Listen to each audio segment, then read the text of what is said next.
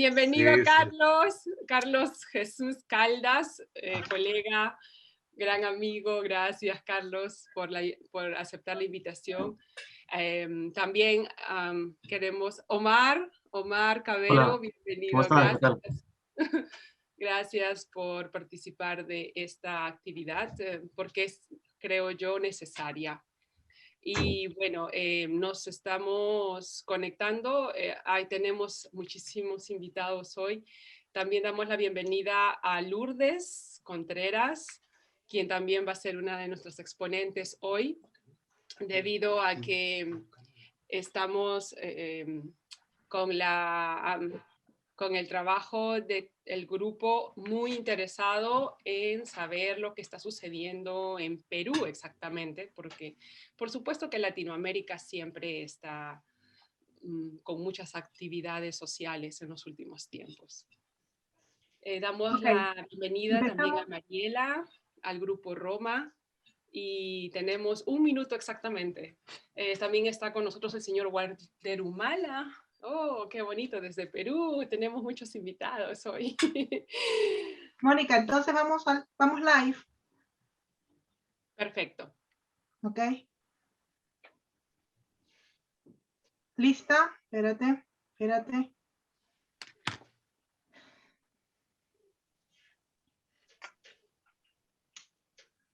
Vamos. Muy buenas tardes, bienvenidos, y queremos invitarlos y agradecerles por participar hoy en nuestra mesa redonda, donde Latidos y Latitudes organiza con la intención de conocer cuál es el papel que están cumpliendo los medios de comunicación en estas elecciones presidenciales que se está realizando en el Perú en el año 2021.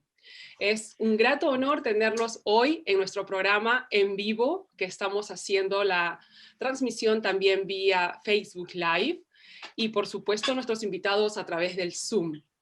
Voy a presentar primero a mis colegas, Araceli Venegas, quien está ayudándonos con la cuestión técnica y por supuesto tendrá las preguntas a la mano desde Inglaterra. Eddie Callirgos, nuestro colega también desde Perú. Y por supuesto yo desde Hamburgo, donde compartimos con muchísimos otros colectivos y también compañeros que ya nos vamos conociendo en el camino. Quiero darle la bienvenida hoy a nuestros invitados, quienes van a ser nuestros ponentes, expositores de este tema. Tenemos a la señorita licenciada Lourdes Contreras, socióloga, integrante de las rondas campesinas femeninas de Lush Pampa en Cajamarca. Es también miembro del equipo de coordinación del movimiento feminista y hace marchas mundiales de las mujeres macronorte del Perú. Otro de nuestros invitados para hoy es Omar Cabero. Él es sociólogo y docente universitario. Además, creo yo, en los últimos tiempos, un gran analista político. Araceli. Muchas gracias, Mónica. Muchas gracias. Bienvenidos a este programa y estamos muy contentos de poder... Hay que apagar nosotros los micrófonos porque si no... Sí, muchas gracias. Bienvenidos. Perdón los problemas técnicos que tenemos, pero estamos aquí para poder compartir... Perdón. Dice ellos que tienen problemas. Okay. Estamos aquí para poder compartir lo que decíamos, ¿no? El papel de los medios de comunicación. A ver, Eddie, ¿puedes poner a todos en mudo, por favor? Para poder Pongo tú acá. ¿Puedo seguir presentando a nuestros dos siguientes invitados? Tenemos al doctor Julio Roldán, doctor en filosofía y sociología, autor de varios libros, sobre todo en lo que significa la aclaración de los sistemas políticos y sociales. Y nuestro último invitado, pero no por eso el menos importante, además colega nuestro de grandes aventuras periodísticas en la ciudad de Ica, el magíster Carlos Caldas Pozo, quien es además presidente de la Asociación Regional de Periodistas del Perú, con quienes también hemos compartido en el año 2020 y 2021 actividades siempre en el rol social. Bienvenidos a todos. Vamos a iniciar, por supuesto, abriendo el micrófono de cada uno de nuestros entrevistados para que en un corto tiempo de 2 a 3 minutos nos puedan expresar su primer saludo. Vamos a comenzar con Omar, por favor. Omar, te escuchamos. Bien, ¿qué tal, Mónica? Buenos días por acá, buenas noches por allá. Un saludo también a todos y a todas las presentes. Para mí es un gusto estar en este panel, poder escuchar a varios colegas, escuchar varios testimonios para un tema importante como este, que en el Perú diría que es el tema principal del cual nadie quiere hablar, que es el rol de los medios de comunicación en una campaña política. Ya hablaremos largamente de esto, pero solamente adelanto que desde mi punto de vista, el principal competidor de Pedro Castillo, que es uno de los candidatos favoritos en el Perú de la izquierda, es la prensa. No es tanto Keiko Fujimori. Realmente Castillo compite contra casi todos los medios de prensa de una manera directa, es decir, sin ningún tipo de rubor alguno ni interés de querer ocultar su posición política. Son prácticamente un bloque mediático a favor de la candidatura de Keiko Fujimori. Y eso determina las características de la dinámica política en el Perú, así que hay que hablar de esto necesariamente. Muchísimas gracias. Tenemos ahora la presentación, por favor, de Carlos Jesús Caldas. Hola Mónica, hola colegas, hola a todo el mundo. Yo soy un periodista social. Mi definición de periodista social es aquel que...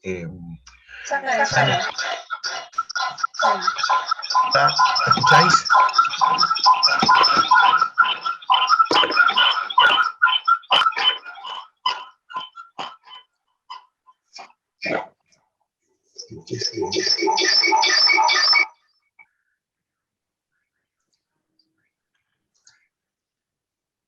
A ver, ahora.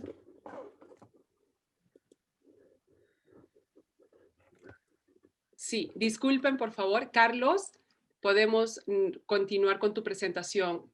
Ok, bueno, decía, mi definición de periodista social es aquel que no está encasillado en esas definiciones del periodista reflejo de la realidad. Era aquel que responde a esas preguntas tradicionales, qué, dónde, quién, ¿no? Sino el porqué de las cosas, ¿no? Tanto es así que los programas que hacemos siempre procuran comentar, conversar a partir después de la publicación de las noticias, ¿no? Tengo una visión muy particular de este proceso electoral, y no porque sea especial, sino porque he tenido una experiencia. Yo soy inmigrante retornado. Mi visión no es una visión eminentemente local, sino también mundial, transversal de las cosas, ¿no? En ese sentido, me defino como un periodista eminentemente social. Yo puedo ponderar cualquier tipo de las candidaturas, puedo conversar respecto a una serie de aspectos que se presenten en cada candidatura, pero prefiero ser lo más objetivo de ambas, ¿no? Ver las luces y las sombras de cada candidatura. Esa va a ser mi posición durante los breves momentos en los cuales podemos conversar. Muchas gracias. Tenemos también a nuestra invitada, Lourdes Contreras. Por favor, Lourdes, bienvenida. Muchas gracias, muy agradecida por la invitación. Un saludo muy amoroso para cada uno de los compañeros y compañeras aquí presentes en este diálogo, que me parece que es un diálogo muy importante desde estas miradas distintas, ¿no? Con tanta diversidad que estamos aquí presentes, va a permitir tener una visión, un panorama general de lo que está pasando en Perú, vinculado justamente a este rol de los medios de comunicación. Y bueno, yo me voy a permitir un poco compartir nuestras experiencias desde acá, desde los movimientos sociales, particularmente hablando como rondera y como parte del movimiento feminista, ¿no? Como feminista comunitaria. Entonces, aquí estamos.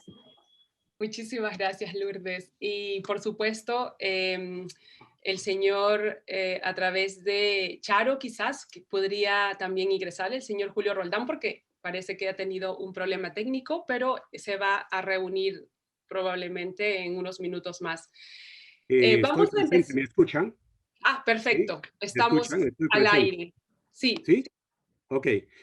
En primer lugar, gracias por la invitación, Mónica.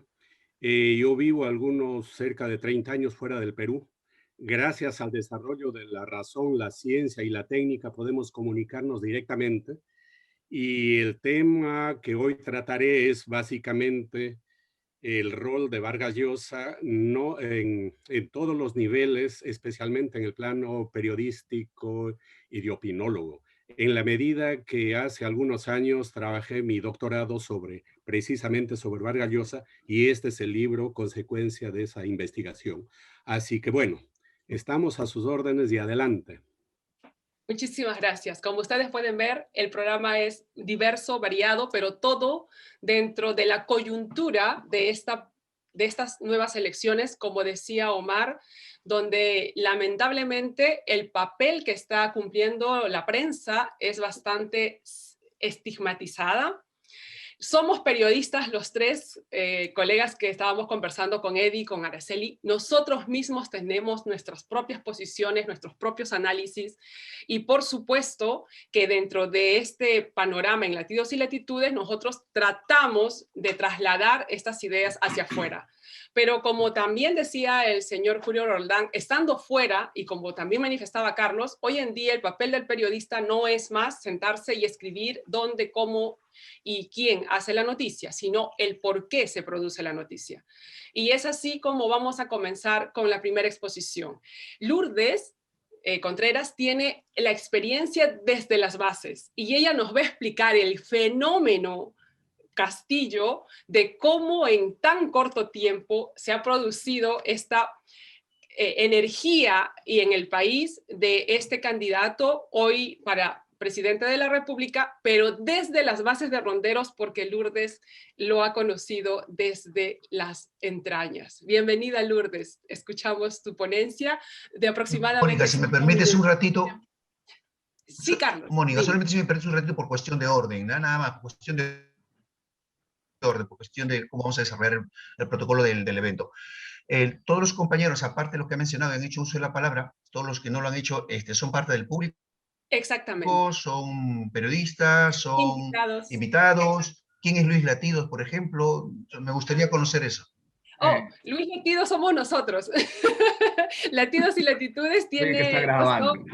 Muy buenas tardes, muy buenas tardes, o buenas noches.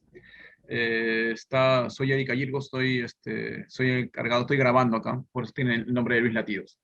Y nada, y muy interesado en todas las opiniones. Quisiera ver claro lo que cada uno de ustedes va a aportar a esta mesa, a este diálogo de cuál es el rol de los medios de comunicación actualmente y cómo se están comportando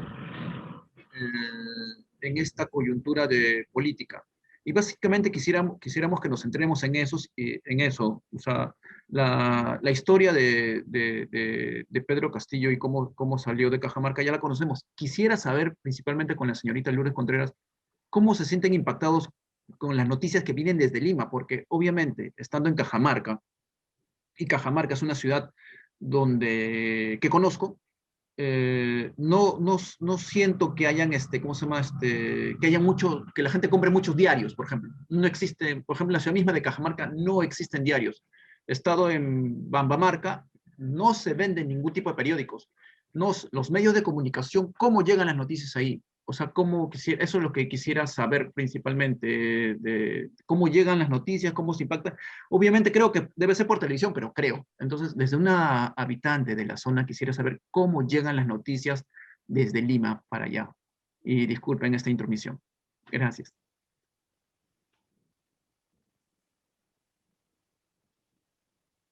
Claro que sí.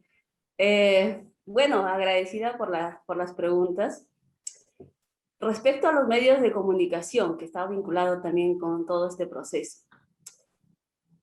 Como siempre, una de las dificultades de todo el país es que no todos tienen las mismas condiciones de acceso en sus territorios a la comunicación. Y la mayoría, como es el caso de mi pueblo, de Yuxcapampa, pues no hay periódicos, para empezar, no llegan los periódicos. Los únicos medios que podemos contactar es a través de la radio.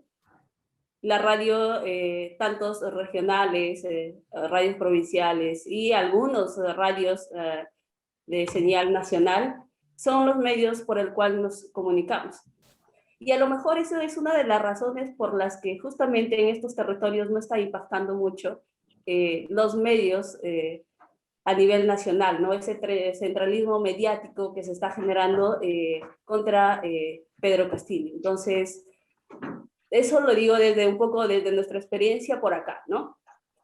En definitiva, pero sí es importante considerar, porque ya la compañera decía este fenómeno de Castillo, pero para nosotros no es ningún fenómeno, porque ya desde el 2010, 2012 que estábamos enfrentando a las mineras, nosotros teníamos claridad que necesitamos cambiar nuestro sistema y nuestro modelo de vida, particularmente una crítica fuerte al sistema económico, porque nos está quitando la tierra, nos está dejando contaminada en las aguas, nos está expropiando nuestro territorio. Y es justamente en estos territorios donde Pedro Castillo ha tenido mayor acogida, porque ofrece una propuesta distinta y que nace desde nuestros territorios, particularmente Castillo pues ha trabajado por acá, ¿no? Y viene ahí el proceso que nosotros decimos no es que sea Castillo un proceso novedoso para nosotros. Incluso pues la apostar por apoyar a Castillo es un acuerdo de asamblea de rondas. Entonces, lo que está pasando justamente es que por este centralismo que no se vio lo que está pasando en el interior de nuestros países, justamente esas construcciones apuestas hacia otros cambios que incluso la misma izquierda tradicional tampoco pudo recoger porque dio una espalda. Mientras nosotros exigíamos que nuestros territorios sean protegidos, que exigíamos justamente que las leyes protejan nuestra decisión como ciudadanos del derecho a decidir a través de una consulta previa si hay o no hay minería en nuestros territorios, hablo de la minería ya sea del extractivismo minero, agroexportador, petrolero, etcétera, de nuestros pueblos. La izquierda pues nos venía diciendo una zonificación ecológica, igual decía, ¿sabes qué? Igual vamos a zonificar tu territorio, pero esta partecita vamos a contaminar, esta vamos a proteger, pero era nuestro territorio. Entonces nosotros hablábamos de más de la construcción de este proceso hacia una vida digna, ¿no? Entonces sucedía estas dinámicas, la izquierda tradicional, como nosotros decimos, pues no recogía las expectativas de un pueblo que necesitaba otras propuestas, como es, por ejemplo, el derecho a decidir de nuestros territorios si queremos o no queremos minería. Eso es clave, es una de, por decir solo un ejemplo, ¿no? Me van avisando si voy con el tiempo, disculpen, no quiero aprovechar. Entonces, y ese fenómeno que acá llaman Castillo, pues ya tiene una representación en estos territorios. Y valga la redundancia indicar de que la gente que apoya a Castillo no necesariamente es de izquierda. Entonces, hubo un abandono desde las izquierdas a la construcción de hacer trabajo de base, lo que nosotros llamamos desde nuestros territorios, en nuestro pueblo, al fortalecimiento de ese poder popular. No lo hubo. Y por otro lado, un ensañamiento bárbaro desde la izquierda neoliberal que justamente impacta terriblemente en los territorios y en nuestros cuerpos como mujeres, particularmente, pero como pueblos indígenas, campesinos, rurales. Entonces nosotros hemos resistido históricamente y seguimos resistiendo. ¿Me permite hacerte una pregunta? Bueno, yo creo que la pregunta de Eddie básicamente era sobre la necesidad de poder, de cómo es que los medios de comunicación no llegan a estas ciudades, ¿no? Y bueno, imagino que de esa manera, o sea, que Pedro Castillo no debe de estar tan interesado o mortificado de que lo que la prensa, lamentablemente en nuestro país, como es el Decano, el Comercio y otros medios de comunicación, están obviamente, descaradamente apoyando a un partido, a un candidato, ¿no? Ahora, ¿por qué Pedro Castillo, me dices, que es la representación de las necesidades del pueblo? ¿Por qué no, si él es el que trae ese mensaje de cambio, ¿por qué no tuvo ese éxito cuando se presentó como alcalde? ¿Por qué, cómo lo ven ustedes? ¿Por qué cómo lo idealizan como un cambio cuando se le asocia con alguien que está conectado a la corrupción? O sea, ¿cómo pueden ustedes, cómo puede haber un tipo de esperanza en alguien que está conectado a la corrupción y, bueno, por lo menos por el partido en el que se presentó, y anteriormente nadie de esa zona tuvo en cuenta cuando se presentó como candidato para la alcaldía? Me parece muy importante las preguntas porque igual hemos venido debatiendo en nuestras organizaciones, en nuestros territorios esos temas. Para empezar, hablando de los medios de comunicación,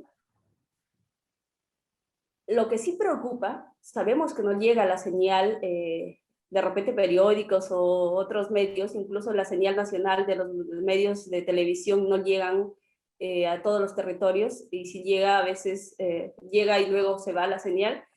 Pero lo que sí es una estrategia desde el fujimorismo es, por ejemplo, pagar a gente para que lleguen, y están viniendo a nuestros territorios, gente de Keiko, y están haciendo una campaña sucia también, y de indicar, por ejemplo, de terruquear nuevamente a Pedro Castillo, a toda su gente, y como que están enfrentando de alguna u otra manera a las comunidades. Pero ¿qué es lo que pasa? En comunidades donde hemos sufrido el terruqueo históricamente por defender la tierra, eso no surge mucho efecto.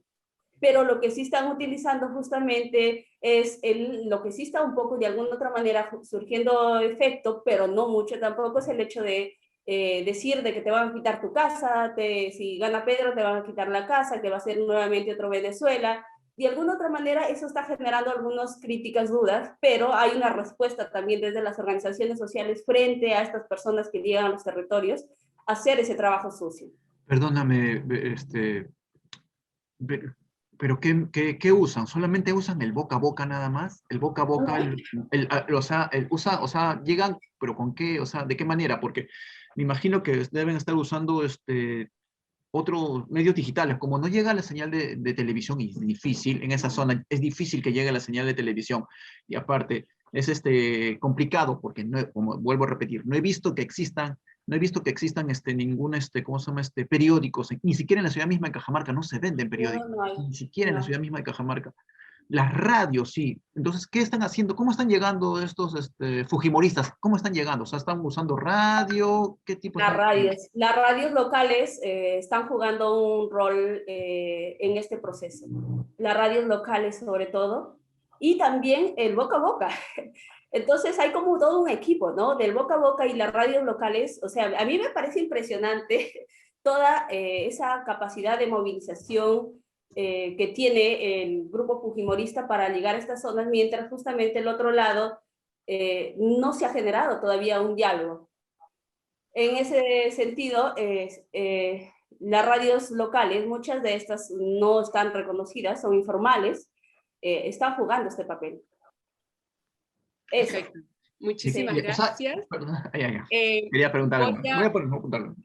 Sí, Eddie, vamos a dejar los primeros minutos de la exposición y después hacemos las preguntas y repreguntas para poder ordenarnos en el tema. Lourdes va a tener preguntas también del público para responder conforme vamos avanzando. Tenemos la segunda exposición a cargo de Carlos Caldas, quien nos va a dar esa otra mirada desde el periodista, desde el periodismo y desde la comunicación social.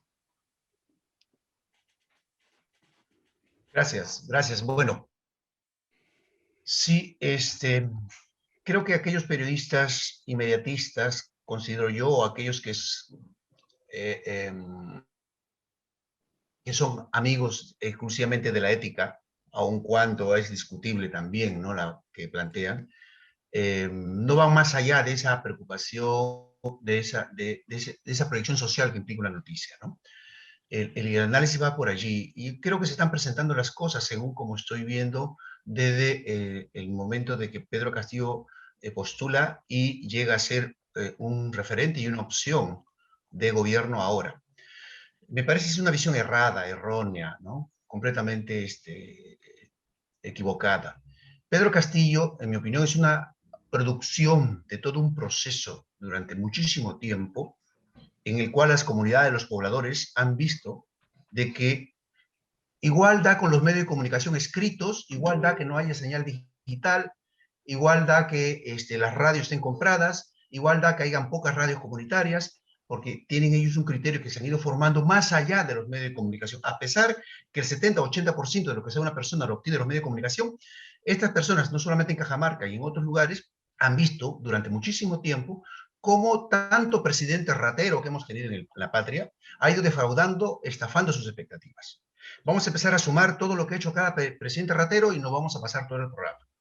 Entonces, para mí no tiene nada que ver que haya periódicos o que haya radios allá. El discurso que difunden los medios de comunicación, que es un discurso de las empresas, del 10% que controla la economía del país y de los blancos y de los que controlan la política también, de las encuestadoras también, ¿no? Que no tienen nada que ver aquí, pueden poner los números que les dé la gana, pero ese sector de la población que está atrás del Perú oficial, del Perú turístico, de la sierra y de la selva, ya no cree ya en los políticos tradicionales, ¿no? Este es un hecho real, concreto. Por eso para mí, que haya radio, que haga ahora, que difunda, que los medios de comunicación por lo general están comprometidos siempre con su empresa y con el dinero. Esto es indubitable en el Perú y en cualquier parte del mundo, ¿eh?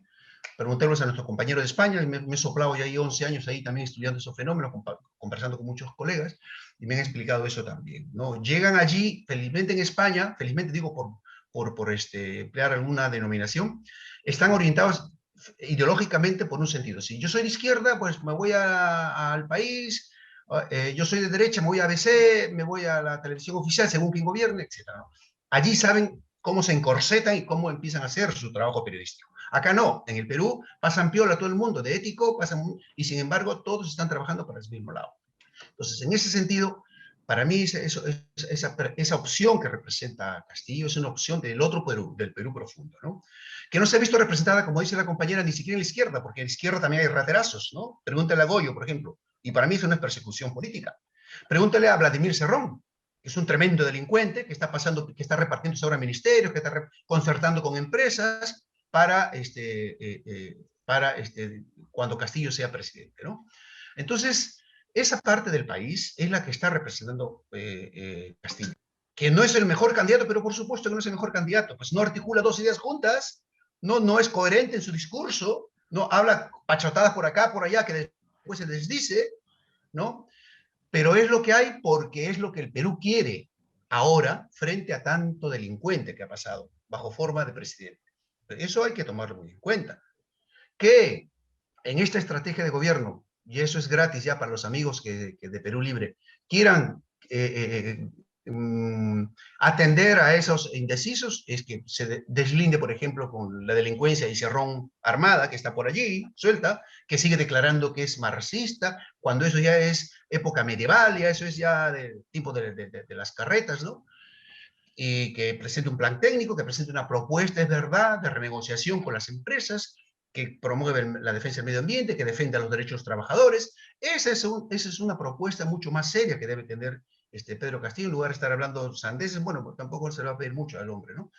Entonces, para mí, en la práctica, eso es Pedro Castillo, ¿no? Trascendiendo la postura de que tenga los medios de comunicación, que los medios de comunicación es muy oportunista, muy ayayera y muy de la empresa, ¿no? Y si se me acabó el tiempo, sorry. Muchas gracias, Carlos. Y sí, es verdad, en todo este proceso estamos reaprendiendo a mirar cómo es que los medios manipulan masas, se venden al mejor postor. También hay candidatos, por supuesto, con muchísimos problemas de honestidad detrás, y yo creo que esto nos va a ayudar para que podamos esclarecer. Uno de los temas en esta campaña también que ha jugado un rol importante son los intelectuales. y en qué medida los intelectuales están dando su aporte, si es que se les llama aporte. Por supuesto que hay de los buenos y de los malos. Vamos a hablar con el señor Julio Roldán, quien conoce y ha hecho un trabajo de lo que podríamos llamar nuestro premio Nobel, que lamentablemente ha caído en un escalón, creo yo, de caída libre. Pero eso lo vamos a poder definir estando en la exposición del señor Julio Roldán. Bienvenido, señor Roldán. Bueno, gracias. Veo que hay muchas diferencias entre nosotros. Y si esas diferencias se van a tratar con argumentos, con conceptos, con categorías, bienvenidas.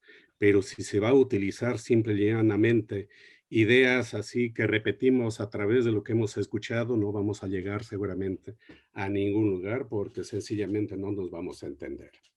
Sobre el tema, los intelectuales, muchos de ellos, la gran mayoría siempre ha vendido la idea que son independientes, que ellos no están comprometidos, que ellos están por sobre las clases sociales. Hubo en Europa una gran polémica en los años 20 y hay un libro muy conocido que ya es un clásico de Julián Benda, La traición de los intelectuales. Él sostiene que el intelectual que se compromete con la política es un traidor.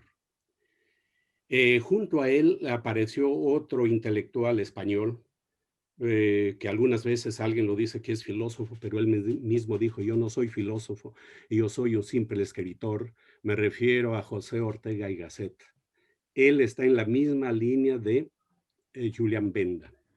Y en América Latina existió también un intelectual que levantó estas banderas, que el intelectual no debe comprometerse con nada, que debe estar comprometido con su intelecto, con su conocimiento.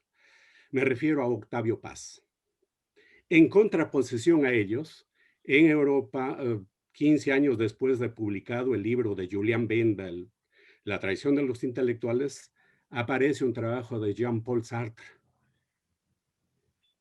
que trata sobre el intelectual comprometido.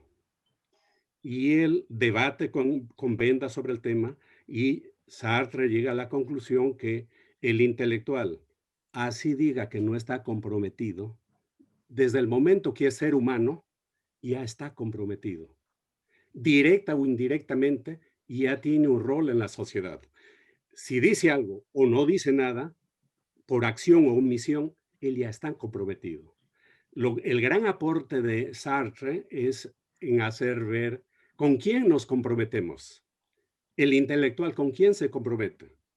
Nos comprometemos por el cambio, por la transformación, por un cambio revolucionario en el mundo. Nos comprometemos por mantener el sistema a través de la democracia liberal burguesa, o nos comprometemos a mantener el sistema a través de las tendencias e ideas fascistas que existen en el mundo. No hay más. O queremos como intelectuales transformar la sociedad, o queremos como intelectuales simplemente reformar la sociedad, o queremos remachar el orden existente. Eso es lo que planteaba Sartre. En Perú hay una rica experiencia. Mariátegui tiene en la escena contemporánea un ensayo que se llama El intelectual y la revolución, precisamente. No quiero citar porque sería demasiado. Hay otro intelectual peruano que escribió incluso algunos libros como El arte y la revolución, Vallejo. Es de la misma idea, de la misma tendencia de Jean-Paul Sartre. En América Latina hay otros intelectuales que también han trabajado este tema, como Alejo Carpentier y el mismo Benedetti. Es decir, el intelectual tiene o no tiene una función en la sociedad.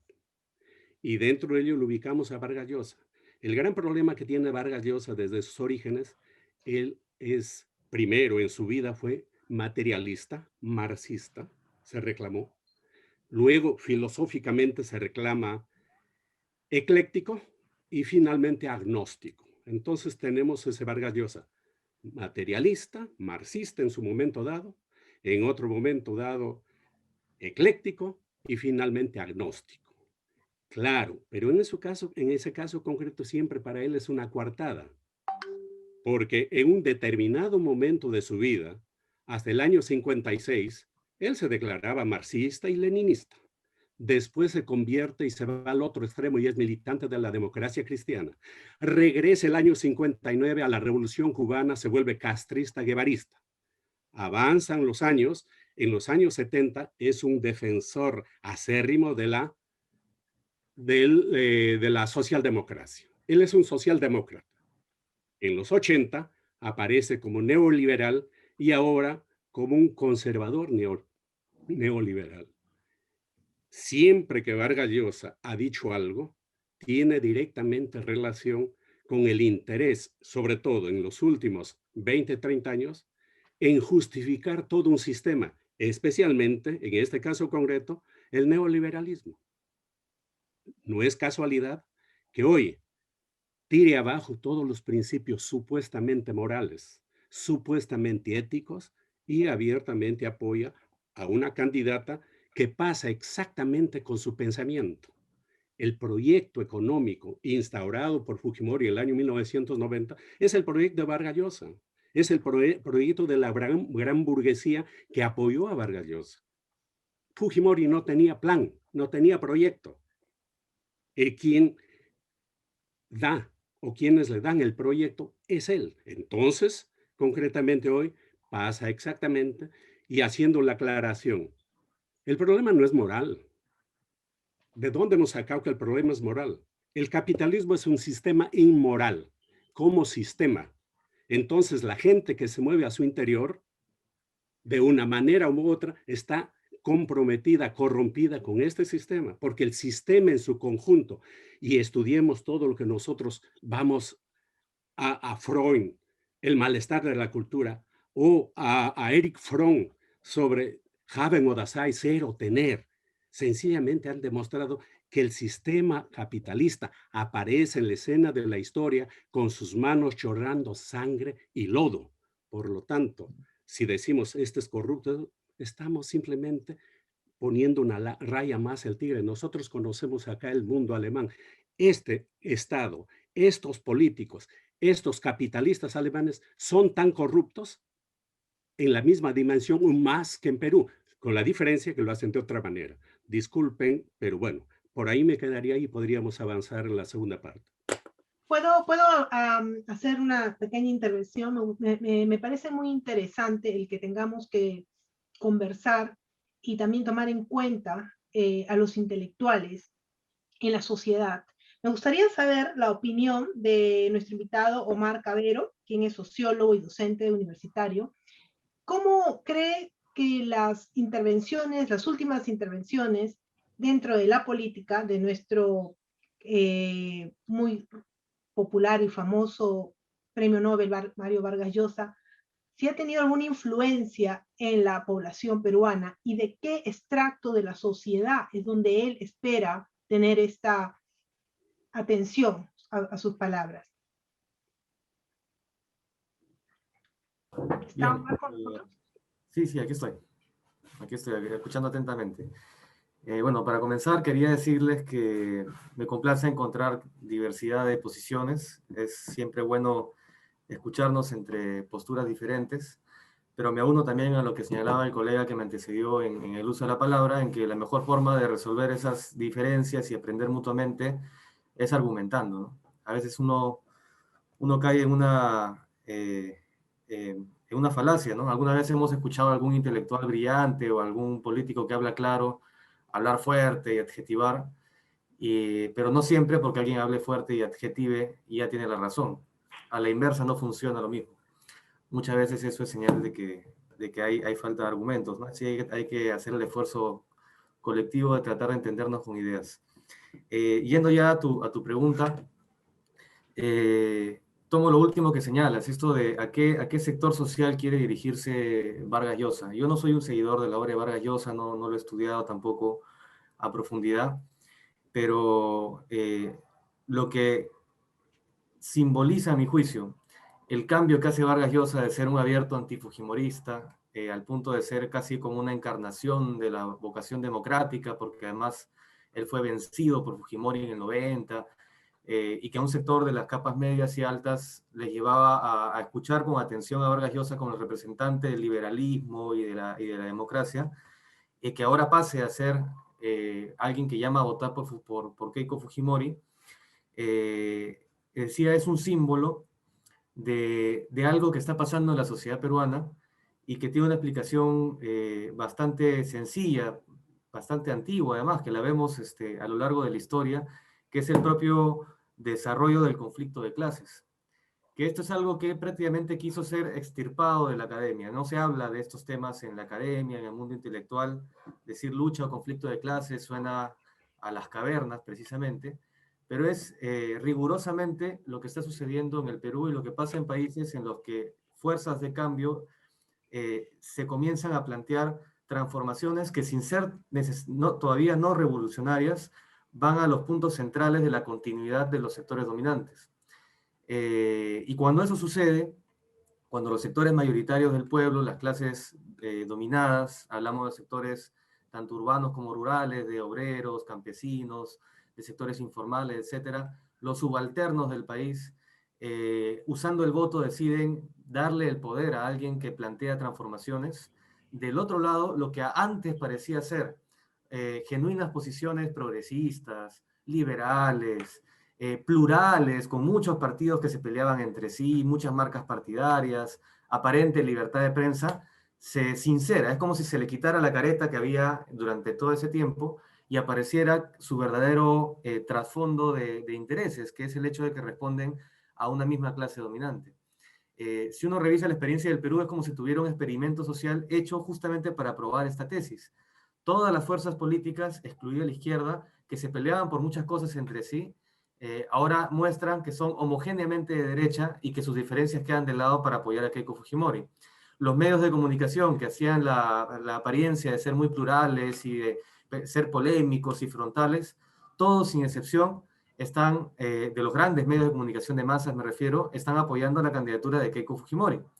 Todos aquellos sectores que en algún momento se presentaban como feministas, defensores de la diversidad sexual, críticos a la corrupción, que se indignaban frente a lo que era el fujimorismo cuando era oposición de Vizcarra o de PPK, ahora ante la amenaza comunista cierran filas con Keiko y dicen, bueno, no me gusta Keiko, pero voy a votar por ella. ¿Qué es entonces eso?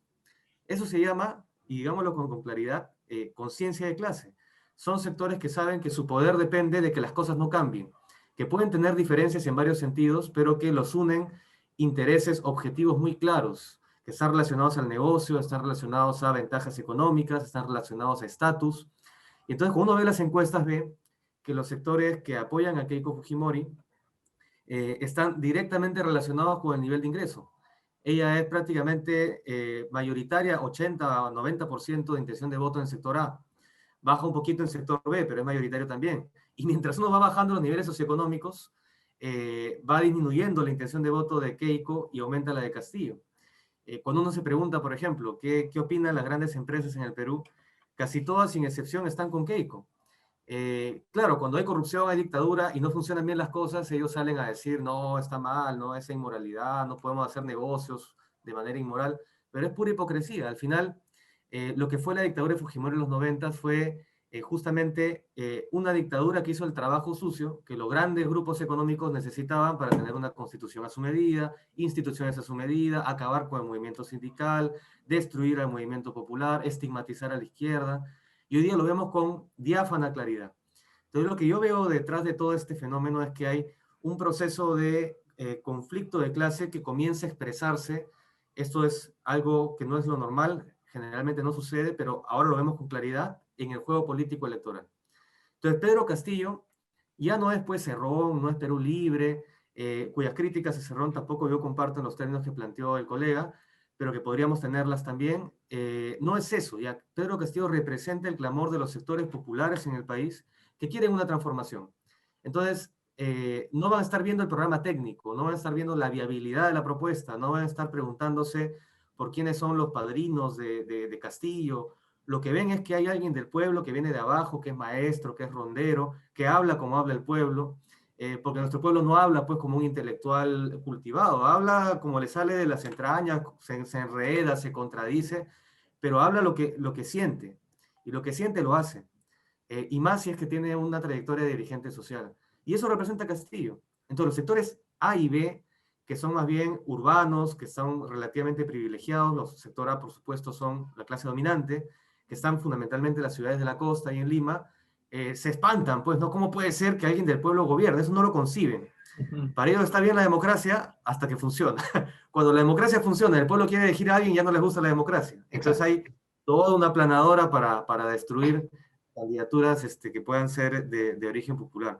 Y en eso yo situaría entonces ahí el rol de los medios de comunicación como algo que también ha sido muy estudiado, y es el hecho de que los medios de comunicación son instrumentos políticos, son en realidad más que instrumentos, son actores políticos, y que sabemos que responden a propietarios privados y también a la propia publicidad privada que los mantiene.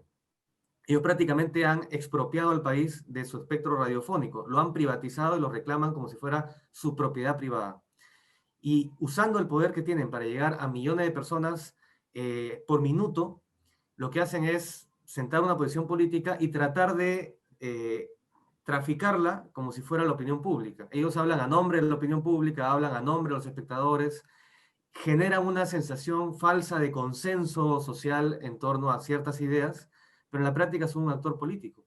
Y son quizás el actor político más fuerte, más eficiente, y el que más rabiosamente está en este momento defendiendo la candidatura de Keiko, y contra quien compite Castillo y el resto del Perú.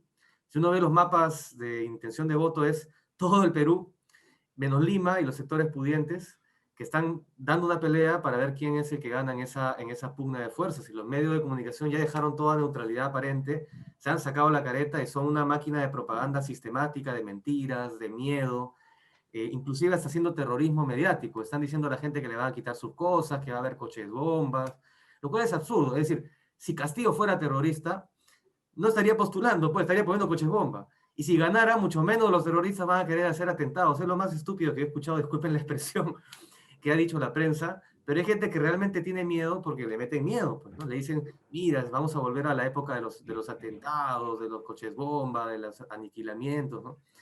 Eso que estamos viendo en el Perú, sinceramente, para estudiarlo mucho, porque nos está mostrando de manera concreta, con evidencia palpable, varias cosas que usualmente se niegan, que usualmente se ocultan, y que ahora salen con total claridad. Y claro, más que estudiarlo, lo que nos debe interesar es lo que va a suceder, ¿no? Que en ese conflicto de clases termine primando los intereses populares, que son los intereses democráticos, mayoritarios, tiene una transformación en el país. Por ahí me quedo por el momento. Muchísimas gracias. Gracias, Omar. Y bueno, hemos podido escuchar la forma en la que cada uno, desde el lado profesional que tiene, por supuesto, comienza a analizar el rol que tiene la prensa, el rol que cumplen los intelectuales, nuestro propio rol desde comunicadores, desde sociólogos, ingenieros, abogados. Y por supuesto, yo quería recordar un poco haciendo y trayendo a la memoria el trabajo que hizo Gabriel García Márquez como periodista, porque él se reconocía más como un periodista que como un escritor. Él decía que el periodismo tenía 3 grandes pilares. Y es ahí donde creo yo que los buenos periodistas no hemos abandonado esta idea. En estos 3 grandes pilares, él decía, el primero es el convencimiento por el que el periodista decide ser un periodista. Es decir, tenemos que estar convencidos para poder hacer este papel, el mejor de los oficios. Segundo, él traía la investigación. ¿Cuánto es que los periodistas pueden confiar no solamente en su fuente, sino en el trabajo arduo que realiza personalmente para encontrar la verdad? Y eso es a través de la investigación. Y por supuesto, la ética. Allí no hay forma de que un periodista pueda claudicar poniendo en riesgo su ética, su credibilidad y, por supuesto, el rol que tiene ante la sociedad. Poniendo estos 3 pilares, vendría la segunda parte, que son 2 o 3 minutos por cada uno, porque nos queda muy corto tiempo. Por favor, a través de Lourdes, Nos gustaría saber, Lourdes, cómo vas a visualizar el trabajo, no solamente de la prensa, sino de la sociedad para el próximo mes, que son las elecciones, y al rumbo al bicentenario. Gracias. En definitiva, yo veo a un pueblo saliendo a las calles, sea cual sea el caso. Si gana Castillo, vamos a tener la oportunidad de nosotros como pueblo de poder concretizar algo que nosotros queremos desde hace mucho tiempo, que es el proceso constituyente, ¿no? Instalar un proceso constituyente y claramente una asamblea constituyente. Por un lado, pero eso va a requerir de movilizaciones porque sabemos que la derecha también va a hacer todo lo posible para traer abajo el gobierno de Castillo. Entonces nosotros seguiremos movilizándonos, y nosotras. Y de igual manera, si gana Keiko, pues desde el primer día seguiremos en las calles. Va a empezar una persecución contra nuestras organizaciones, nuestros movimientos que ya lo están haciendo. Hace una semana nosotros denunciamos justamente eso, porque pues se infiltraron dentro de nuestras organizaciones e intentaron hacer todo un proceso de persecución. Pero, y un poco aprovechando esto para responder lo que me hicieron una pregunta anterior que no logré responder, justamente, ¿por qué apoyar a Castillo? Porque es la imagen viva de nosotros y de nosotras como pueblos en resistencia. No es por el partido, porque si Perú Libre hubiese puesto a otro candidato, no hubiésemos votado por él. Es por la imagen que representa Pedro. Entonces, igual vamos a seguir y seguimos ahorita las organizaciones, es el momento oportuno para seguir articulándonos, organizándonos, para encaminarnos a lo que viene, justamente. No sé si cumplí los 2 minutos porque se me vaya a ir. Muchísimas gracias. Muchísimas gracias, Lourdes. Carlos, por favor, para redondear las ideas y el trabajo que hoy nos está aquí uniendo. Carlos. Tu micrófono, por favor. Ok, vale, perdón, estoy sumado. Yo me reafirmo en todo lo dicho. Para mí, yo soy completamente responsable de lo que digo, ¿no? Para mí, incluso, y lo digo claramente antes de empezar a fundamentar lo que señalé, que la división o la explicación de los fenómenos sociales a partir de la división de una sociedad en clases, burguesía, proletariado, poder popular, son anacronismos, ¿no? Más o menos en la misma época del colonialismo, así en ese rollo que se vende. Yo he encontrado en los 11 años que he estado en Europa, viviendo en Madrid, compañeros de la izquierda, seguidores de Túpac Amaru y Sendero Luminoso, que reciclándose, claro, tienen derecho a reciclarse, porque si no, no hubieran cárceles, ¿no? Pasan piola jugando ahora intelectuales de izquierda, así que no me sorprende a mí que se escandalicen cuando le diga de que el uso de esta terminología y que un poco más y dicen de que Sendero Luminoso son compañeros revolucionarios hasta ahora, tiene que escandalizarlo. Pues bueno, ya. Bien, cuando yo digo también de que uno de los primeros fenómenos que existe en el país es de la corrupción, lo digo basado en un documento que ha dado a conocer la Contraloría General de la República y la Defensoría del Pueblo hace 2 años. 1.360 millones de dólares se pierden anualmente, 10 millones de dólares diarios. O sea, hasta esta hora van 5 millones de dólares que se han robado alcaldes, autoridades de derechas y de izquierdas. Y no hay que escandalizarse porque el robo y los delincuentes y los dictadores tanto son de derechas como de izquierdas. Y hay que decirlo, ¿no? El señalar esto no te hace a ti pro-queiquista ni fujimorista, al contrario. Hay una falacia también que quiero aquí arguir respecto a que Keiko tiene el apoyo solo de la banca y de los bancarios. No es así, o de los banqueros o de las empresas. También en los sectores populares, porque Fujimori durante sus 2 mandatos dispuso de 9.500 millones de dólares. Cuando terminó su mandato quedó con 500 millones de dólares. Vendió todo en el país. Tuvo lo suficiente cantidad de dinero como para hacer colegios, puentes, y de allí es que lo recuerdan y de allí que está de moda y vigente y hasta es una opción en la segunda vuelta. Fíjese, en Ica, hasta ahora sigue teniendo congresistas fujimoristas. El anterior, hace 2 procesos, tuvo 3 congresistas de los 4. Y siempre tiene 1 o 2. Y eso no es casual. O sea, tiene un fuerte arraigo Keiko Fujimori, a pesar de toda esa banda delincuencial que también la rodea. Ojo, si la mochila de Castillo está cargada por el delincuente Vladimir Cerrón, que tiene que dar cuenta, voy a dar 2 perlas, ya que quieren argumentos. La construcción del hospital Igaracaki, 35 millones de soles, en una provincia que es la más pobre y la más poblada de Junín. Y el otro es la carretera Chupuro-Huasicancha, 10 millones de soles, que tiene que dar cuenta.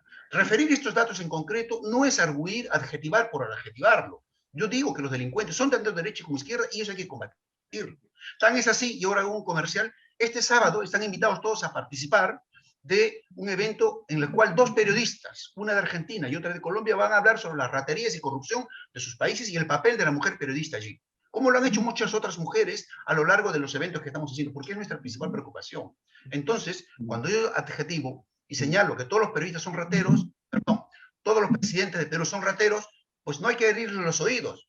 Uno se ha matado, otro está con orden de extradición, cárcel con retención domiciliaria. ¿Digo los nombres? Pues no, lo conocemos como peruanos, ¿no es cierto? Entonces, yo fundamento todo lo que digo en relación a esos datos. No lo digo los datos por extensos y por el tiempo que tenemos, pero sencillamente lo digo responsablemente por lo que por el principio, ¿eh? Vale, si se me acabó el tiempo, quiero decir sencillamente de que para que los medios de comunicación, no esos medios que están llenando a la gente de confusión y encuestas también comprables, todititas, ¿no? Sino tiene que ser un periodista que se esté formando, que se esté capacitando. Y esa es preocupación de nuestra organización gremial. Siempre, al mes, está haciendo 1 o 2 eventos porque entendemos que como líderes natos, por el simple hecho de dirigirnos a las masas, tenemos que estar capacitados, que tenemos que estar orientados y tener propuestas de mejora a nuestra sociedad, pero concretas, sin ideologización. Ya, gracias. Muchas gracias. Omar, por favor, tu punto de vista. Bien, gracias.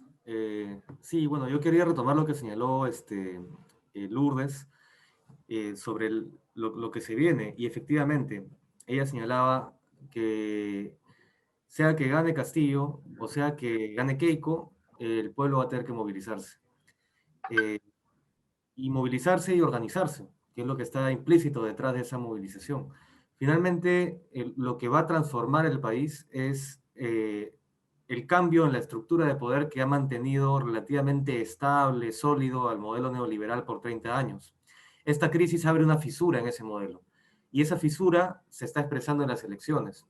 Pero si gana Castillo, y creemos, por ejemplo, que solamente al ganar Castillo, por el hecho formal de tener el reconocimiento como presidente y ponerse la banda, ya de por sí el pueblo va a tener poder, solo por eso estamos engañados. Hemos tenido varios presidentes que han ganado elecciones prometiendo transformaciones. El caso más inmediato en el Perú es el de Ollanta, que gana en 2011, planteando una gran transformación, pero traicionó inmediatamente. Y en el caso de Cajamarca, lo recuerdan muy bien, porque al poco tiempo de asumir el gobierno, él declara el estado de emergencia en Cajamarca e impone el proyecto Conga, a pesar de que él había hecho campaña diciendo que iba a cancelar ese proyecto, y compatriotas terminan perdiendo la vida en una lucha social que encontraba ahora un gobierno abiertamente traidor. ¿Por qué traiciona a Ollanta? Seguramente por un tema también de falta de convicción, de cuestiones morales, pero también uno se pone a pensar que era bastante difícil que él mantuviera el plan que tenía si es que no había detrás un movimiento social que lo obligara a mantenerlo. Y hay que hacer la autocrítica que el movimiento social no estaba suficientemente maduro como para obligar a Ollanta a mantener el plan original. Exacto. Los que sí estaban muy fuertes eran los grupos económicos, los medios de comunicación, etc. Igual puede pasar con Castillo. Lo que hay en este momento, en esta guerra mediática para demolerlo, es, claro, que no gane, pero también intimidarlo y obligarlo a tirarse al centro, a llenarse de técnicos que den confianza, a dar señales y firmar compromisos de que no va a cambiar tal cosa u otra, prácticamente convertirlo en Ollanta. Y cuando comience el gobierno, el boicot económico, político de los sectores de derecha va a ser brutal. Van a irse con todo para desestabilizar ese gobierno y eventualmente hasta hacerle un golpe de Estado, si es que ese gobierno no se tuerce. Entonces, ese proceso de transformación, ¿de quién lo va a defender? Tiene que ser el pueblo organizado. Y si ganara Keiko, lo que viene es una planadora, restauradora, autoritaria, para reimponer el modelo neoliberal a sangre y fuego, como lo estamos viendo en Colombia, por ejemplo, con Iván Duque, que está llevando a la represión a un nivel donde hay veintenas, treintenas de muertos, ¿no? Entonces, lo que se viene es un país muy polarizado, y ahí la organización social, la movilización popular va a ser la única garante de que la democracia se pueda mantener. Es lo que al menos yo puedo anticipar de acuerdo a la experiencia previa y a la experiencia latinoamericana, y los movimientos sociales, las organizaciones sociales lo tienen muy claro, y ya lo que ha dicho la compañera Lourdes es muy claro, ¿no? Es decir, hay la conciencia de que se vienen tiempos muy difíciles donde no valen las tibiezas ni las medias tintas, y hay que defender los intereses populares con organización y con movilización. Gracias, Omar. Muchas gracias. Para terminar, en 2 minutos, hacer el resumen de lo que ha significado con el señor Julio Roldán, que claro, por el otro lado tenemos el problema y el peligro de que se puede convertir en un narcoestado. Y también el señor Roldán conoce este tema de cómo es que esta clase social que hoy se dice con mucho dinero, pues sabemos de dónde viene su dinero. Señor Roldán. Nuevamente, yo insisto, efectivamente tenemos algunas diferencias con algunos, como con el amigo Jesús, diferencias de fondo en cuanto a la conceptualización, los términos, las categorías que utilizamos y de la manera más suelta decirlo y soltarlo, creo que no ayuda mucho para el análisis. Desde el punto de vista del análisis de clase, que dicho sea de paso, nada tiene que ver con el marxismo. Hay que informarse, por favor. Las clases y la lucha de clases fueron descubiertos por los estudiosos ingleses Smith y Ricardo y por los historiadores franceses Adolphe Thiers y Joseph Guizot. Marx nada tiene que ver con eso. Él mismo lo dice en una carta de 1852 a su amigo Joseph de Meyer. Entonces, no es que simple y llanamente utilicemos el término y digamos así. En base a un análisis de clase que es plenamente vigente, podríamos decir lo siguiente en torno a Perú. ¿Qué clase es el poder económico? ¿Quién lo tiene en Perú? Lo tienen las clases dominantes. ¿Que hay diferencias entre ellos? Sí, pero lo tienen las clases dominantes. ¿Quién es la CONFIEP? Es el poder económico dominante. ¿Qué papel juegan las Fuerzas Armadas? El poder político. ¿Qué papel juegan en el plano ideológico? Las iglesias. ¿Y qué papel juegan las fuerzas internacionales? Especialmente la Embajada Norteamericana de Estados Unidos en Perú. ¿Juega un papel o no juega? Claro. ¿Por qué? Porque el Perú no es una isla. El Perú es parte de un sistema latinoamericano y mundial. Los organismos económicos internacionales tienen intereses ahí. El Banco Mundial, el Fondo Monetario Internacional. ¿Y a quién representan esos sectores? Lo que ha dicho Omar, representan a clases, a determinados sectores económicos que tienen que ver con el control del mundo, el control de América Latina y el control del Perú. El Perú, por su cuenta, solo no va a solucionar sus problemas, que es parte de todo un desarrollo internacional. Entonces, hecho esta declaración, vamos, lo que podría suceder en el caso que el señor Castillo gane las elecciones, va a ganar simplemente el gobierno, pero no el poder. Y acá hay que recurrir nuevamente a la teoría. Max Weber es muy claro cuando hace la diferencia entre sistema de gobierno y sistema de poder. El poder en el Perú ya está controlado. Lo que va a hacer Castillo es ganar el gobierno y dentro del gobierno el poder electoral. ¿Quién tiene el Parlamento? El 70% del Parlamento están controlados por los sectores derechistas. Los sectores progresistas de cambio, de transformación, como Castillo, como Verónica Mendoza, solo tienen el 30%. ¿Por qué no entendemos eso? Cualquier cosa que Castillo, siendo presidente, quiera hacer, va a ser boicoteado por ese poder que tiene el Parlamento. Y si no puede eso, si lo permiten, ahí está el poder económico. Luego vienen las Fuerzas Armadas, que no debemos olvidarnos el rol de las Fuerzas Armadas que han jugado en la historia del país. Y por último, para el amigo Caldas, él ha traído el tema Sendero Luminoso. Yo creo que ese es un tema que en las elecciones, en estas elecciones, nos guste o no, está metido mañana y tarde noche. ¿Qué es el terruqueo? ¿Qué significa el terruqueo? Hasta Keynes dice que su hermana lo terruquea a ella. Tiene que ver con un fenómeno de carácter histórico, económico, político, social, cultural. No por gusto existió 20 años en la historia del país que estemos a favor, en contra ese es otro tema. Mínimamente como académicos, como intelectuales, tenemos la obligación de entender por qué. Porque tarde o temprano, si las cosas siguen como están, va a aparecer un nuevo sendero. El sendero antiguo ya no existe. Eso es pasado.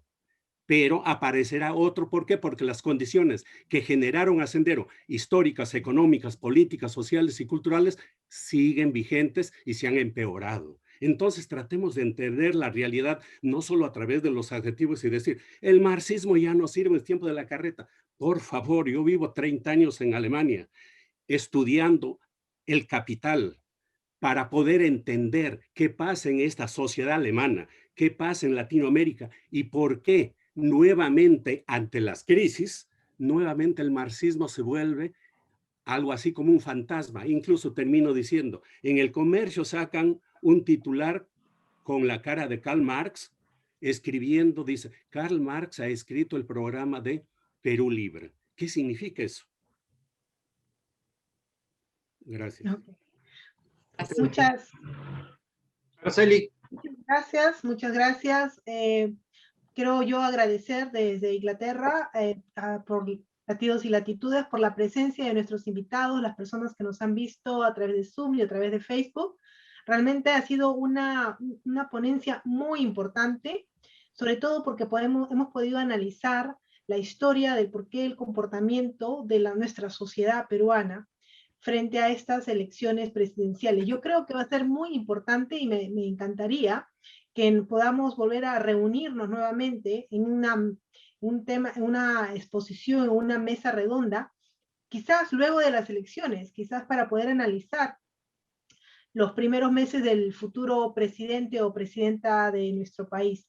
Muchísimas gracias a todos ustedes, gracias por participar, gracias por tomarse el tiempo y bueno, les paso a nuestro colega Eddie para que también pueda dar sus conclusiones. Bueno, muchísimas gracias, Araceli, muchísimas gracias a todos los invitados.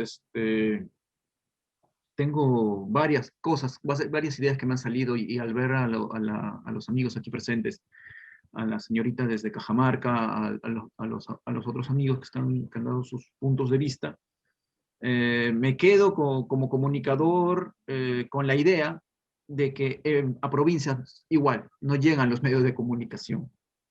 Y no llegan y de otra forma se da lo que ha sucedido, se dan de una manera diferente. Y con respecto al planeta en general, los medios de comunicación en este momento están extremados. Y eso ha sucedido básicamente porque ¿cómo se llaman? El celular y los medios digitales, ¿no? Como el Facebook, como ¿cómo se llama? Como este tipo de medios, segmentan a su población y se extreman y se juntan entre ellos, y esto es lo que pasa, pero por lo menos en la costa, eso es lo que pasa por lo menos acá en el Perú, en la costa o en las grandes capitales, donde tenemos accesos a medios de comunicación, pero lo que me sigue preocupando es que en provincias no llegan las noticias, no llegan maneras de comunicarse, y bueno, con esa idea me quedo pensando, ¿no? Que en provincias siguen sin poder comparar o poder de ellos mismos decir cosas. Y lo hacen a través, obviamente, de radios piratas, ¿no? Que sí, o sea, no tienen ninguna reglamentación y emiten lo que pueden emitir. Y está bien, ¿no? Porque ellos tienen su propia voz, de alguna manera. Voces independientes. Bueno, Mónica, tus conclusiones. Muchísimas gracias una vez más para agradecerles la participación y permitirnos que a través de Latidos y Latitudes podamos ser una alternativa justamente de comunicación, donde la variopinta opinión de profesionales como ustedes definitivamente aportan para que la información sea versátil y también pueda ser escuchada, porque está en un país polarizado, no podemos permitir que solo uno de los medios tenga la razón o quiera manipular a las masas y, por ejemplo, hacer esta polarización en la que estamos hoy en día comprometidos. Desde el extranjero hemos visto la movilización que tienen diferentes colectivos aquí en Hamburgo, en Berlín, en Frankfurt, en París, en España. Vemos que el peruano no se ha quedado parado, no está de brazos cruzados, sino al contrario, está ayudando a tomar conciencia para que nuestra población en Perú pueda escucharnos, que desde fuera queremos un cambio, y ese cambio, por supuesto, tiene que darse de la mano también de los que ahora son los protagonistas, pero solo uno de ellos es el que está proponiendo un cambio. Así que creo yo que por allí nos vamos a encontrar, como dijo el señor Julio, junto con Carlos, junto con Omar y por supuesto con Lourdes, que desde Cajamarca nos representa como mujeres fuertes, luchadoras, y que para estos 200 años vamos a seguir siendo el pilar de la sociedad peruana. Muchísimas gracias una vez más y damos por concluida esta mesa redonda que en otras oportunidades seguramente Salud con todos, habrá para un pisco. Tranquilo, hermano, con un pisquito, vamos a brindarles. Salud, gracias por participar. Muchísimas gracias. Salud para ustedes también y bienvenidas. Buenas tardes.